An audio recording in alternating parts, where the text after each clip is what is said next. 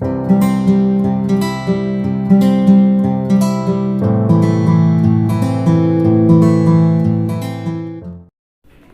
बार बाजार में चहलकदमी करते हुए एक व्यापारी को व्यापार के लिए एक अच्छी नस्ल का ऊंट नजर आया।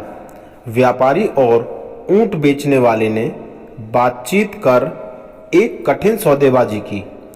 ऊंट विक्रेता ने अपने ऊंट को बहुत अच्छी कीमत में बेचने के लिए अपने कौशल का इस्तेमाल करके व्यापारी को सौदे के लिए राजी कर लिया। वहीं दूसरी ओर व्यापारी भी अपने नए ऊंट के अच्छे सौदे से खुश था।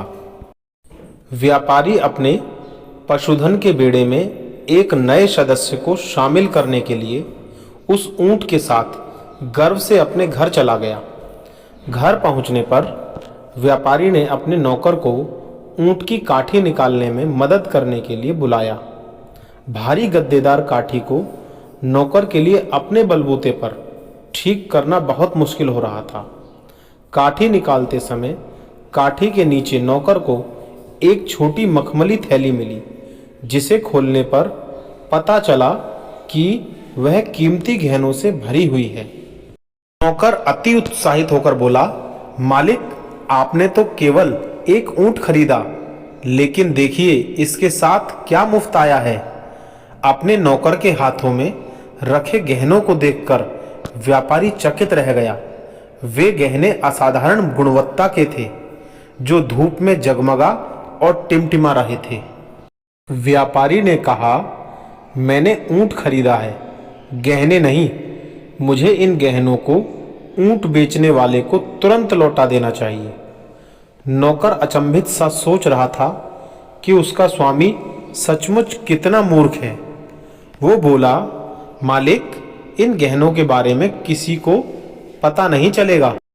फिर भी व्यापारी वापस बाजार में गया और वो मखमली थैली ऊंट बेचने वाले को वापस लौटा दी। ऊंट बेचने वाला बहुत खुश हुआ और बोला, मैं भूल गया था कि मैंने इन गहनों को सुरक्षित रखने के लिए ऊंट की काठी में छिपा दिया था। आप पुरस्कार के रूप में अपने लिए कोई भी रत्न चुन सकते हैं। व्यापारी ने कहा, मैंने केवल ऊंट का सौदा किया है, इन गहनों का नहीं। धन्यवाद, मुझे किसी पुरस्कार की आवश्यकता नहीं है। व्यापारी ने बार बार इनाम के लिए मना किया, लेकिन ऊंट बेचने वाला बार बार इनाम लेने पर जोर डालता रहा। अंत में व्यापारी ने झिझकते हुए कहा, असल में जब मैंने थैली वापस आपके पास लाने का फैसला किया था, तो मैंने पहले ही 2 सबसे कीमती गहने लेकर उन्हें अपने पास रख लिया है। इस बात को सुनकर ऊंट विक्रेता चौंक गया और उसने झट से गहने गिनने के लिए थैली खाली कर दी। वह बहुत आश्चर्यचकित होकर बोला, मेरे सारे गहने तो इस थैली में हैं, तो फिर आपने कौन से गहने लिए? 2 सबसे कीमती वाले, व्यापारी ने जवाब दिया। मेरी ईमानदारी और मेरा स्वाभिमान। मित्रों, ये छोटी सी कहानी संदेश देती है कि हमें किसी भी परिस्थिति में अपनी ईमानदारी और स्वाभिमान के साथ समझौता नहीं करना चाहिए।